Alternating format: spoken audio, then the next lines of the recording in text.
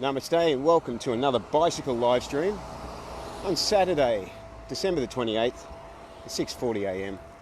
I've ridden 26 kilometres and it's a pleasant morning out here on the bike. In fact, I've been filming a video as I've been riding along, which I'll be uploading later, which shows you the entire coastal bike path. So this morning's topic is why self-love often becomes selfish. So let's dig straight into this one.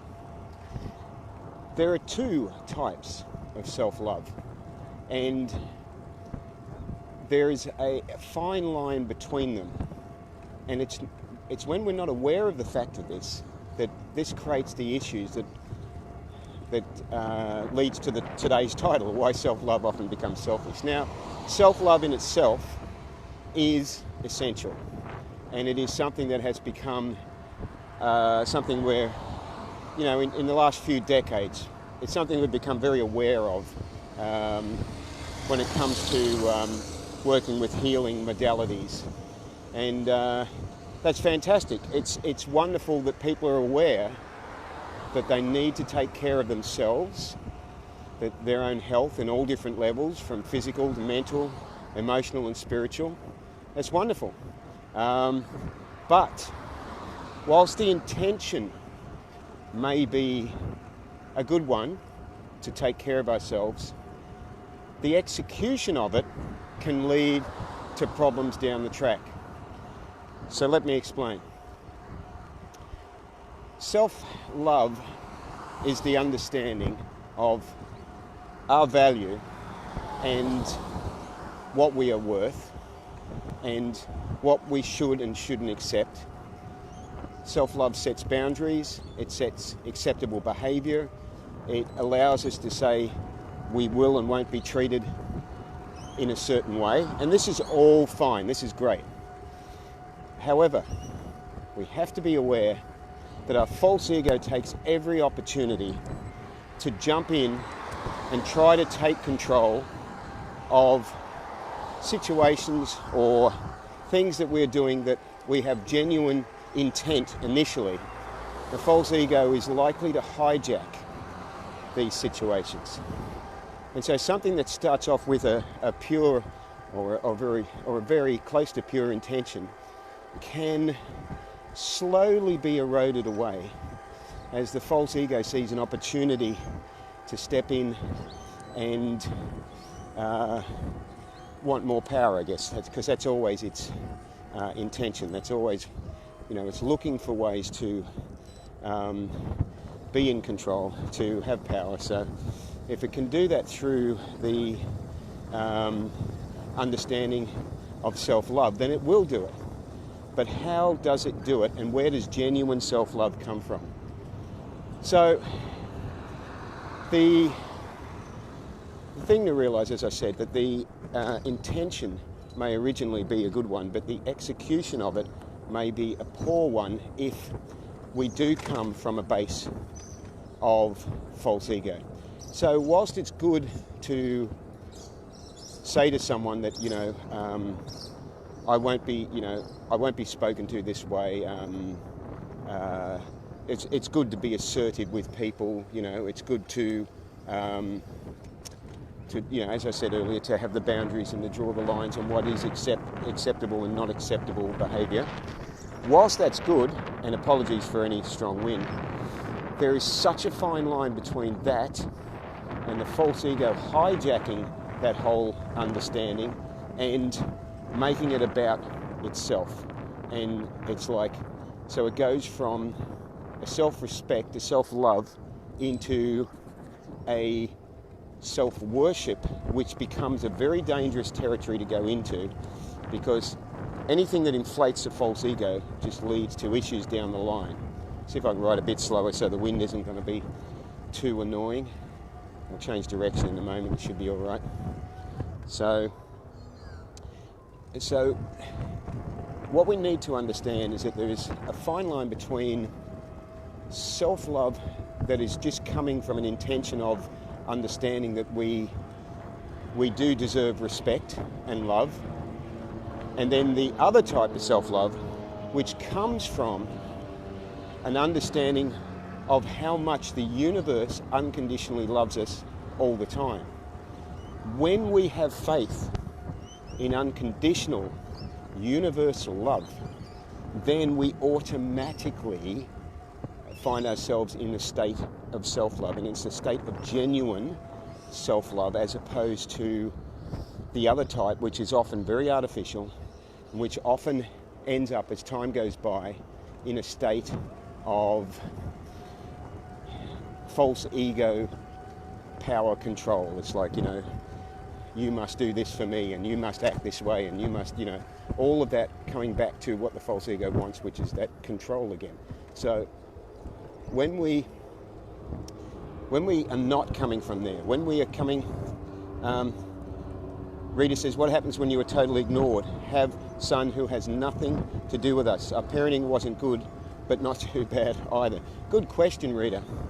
The answer to that is to focus on the understanding, the spiritual understanding, that no matter what your parenting style was, no matter how your son relates to you, is to focus on the fact that you and him and every other living being, no matter what their behaviour, is unconditionally loved.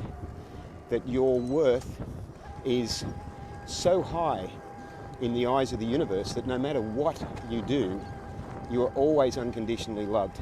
That you will always be able to love the blue flash Christmas beard, Harry, Kathleen says. Sorry, getting off topic there a bit, but no matter what you do, you will always be held in a state of love by the universe. So the question is, if the universe always loves us unconditionally, who are we to judge others? If we fully understand that everybody is worthy of being unconditionally loved, then we do not have the right to judge anyone, including ourselves. We just allow ourselves to be wrapped in the arms of unconditional love. We allow ourselves to take shelter in the knowledge, the wisdom, I should say, that comes from our hearts, rather than the good intention that comes from our false ego. So we actually shift our self-love from an artificial one to a genuine self-love, a self-love that's based on the wisdom of the heart, which is telling us that we are unconditionally loved no matter what. And every living being has the same unconditional love, and therefore it is not up to us to judge others or ourselves. Universal love doesn't exist for me, as have well and truly no love from family. Rita, universal unconditional love is unconditional. It is unconditional. What does unconditional mean? You may not feel it, but it does not mean it's there. We may not see the light, but it just means we need to open our eyes a bit more. It is there. There have been many, many, many times when I've felt the same way, when I have been so down on myself. I don't often talk about it, but in fact, I don't think I ever talk about it. When I've been so down on myself that I've not wanted to go on. And it's only by connecting through to the heart's wisdom that I've been able to find and take some shelter in the knowledge of just how amazing and unconditional universal love it is, because it's beyond anything that we can understand. It just is. And I often talk about universal love, and I talk about it in a non-specific way. Like I talk about the love of the universe rather than talking about it in a way that people might have difficulty with and might sort of think it's a religious thing or something, like if I start talking about God. And I know that puts people off. So I talk about universal unconditional love. It's more acceptable. It's more easier for people to take in the message that way. But so the main point is just have a think about the importance of self-love in the first place, but how it has been hijacked by people that initially had good intentions, but then they liked the attention too much that self-love can bring, and the false ego just gets in there and just runs with it. So just have a think about how that is a very fine line between what ends up becoming artificial self-love, which ends up becoming demanding and judgmental, and it's not true self-love, versus true self-love, which is understanding, compassionate, accepting, non-judgmental. It's a big difference. So have a think about the difference between the two.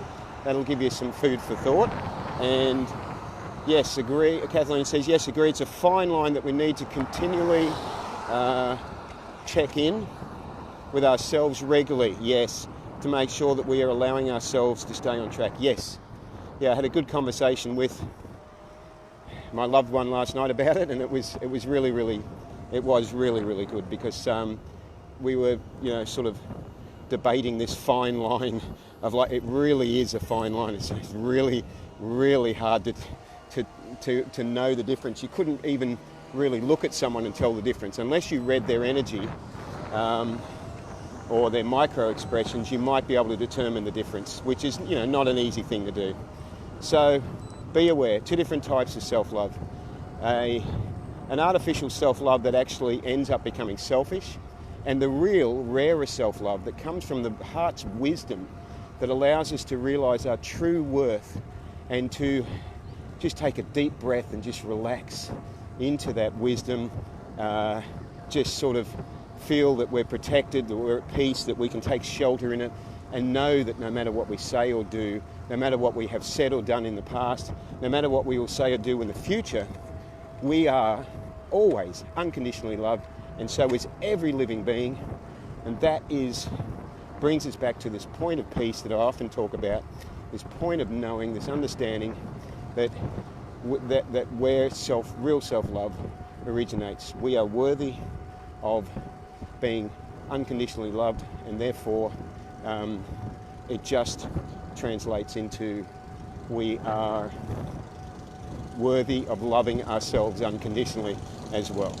So thank you for watching. Hope you have a great weekend. Live vegan and save lives.